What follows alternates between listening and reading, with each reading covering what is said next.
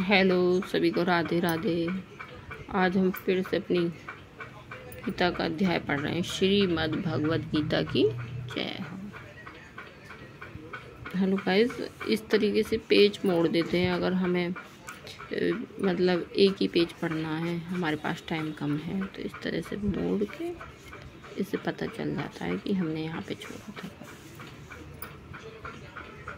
अब मैं आपको श्लोक नंबर 34 पढ़ाऊँगी। मैं पढ़ूँगी और आप सुनोगे। एक छोटे यूट्यूबरों को एक बात बताना चाहती हूँ कि अपने यूट्यूब चैनल पर शॉर्ट के साथ एक एक लॉन्ग वीडियो ज़रूर घेरें, 2 से या 3 मिनट की।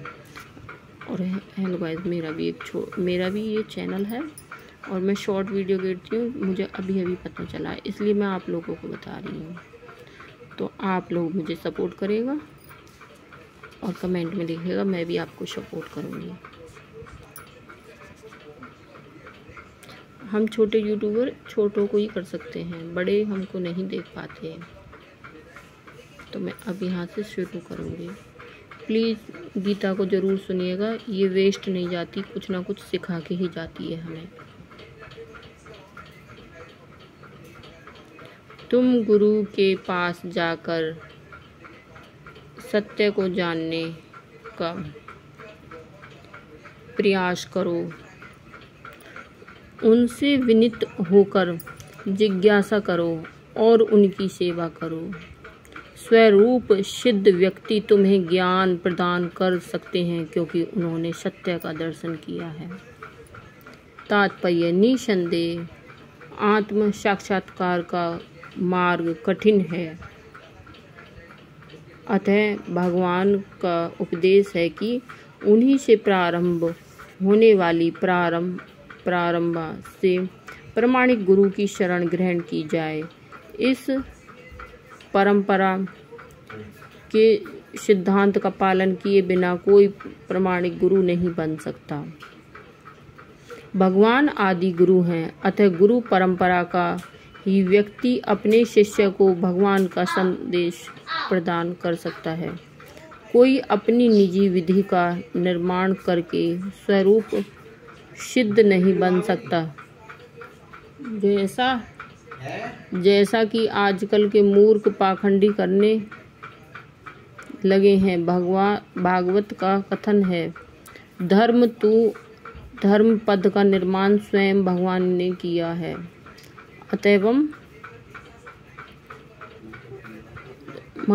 मनोधर्म या शुष्क तर्क से सही पद प्राप्त नहीं हो सकता। न ही ज्ञान ग्रंथों के स्वतंत्र अध्ययन से ही कोई आध्यात्मिक जीवन में उन्नति कर सकता है। ज्ञान पद्धति के लिए उसे प्रामाणिक गुरु की शरण में जाना ही होगा। ऐसे गुरु को पूर्ण समर्पण करके ही स्वीकार करना चाहिए और अहंकार रहित होकर दास की भांति गुरु की सेवा करनी चाहिए। स्वरूप सिद्ध गुरु की प्रसन्नता ही आध्यात्मिक जीवन की प्रगति है, रहस्य है।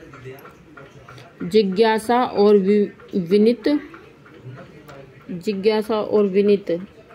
भाव के मेल से आध्यात्मिक ज्ञान प्राप्त होता है। बिना विनीत भाव तथा सेवा के विद्वान गुरु से ही की गई है जिज्ञासाएं प्रभावपूर्ण नहीं होंगी।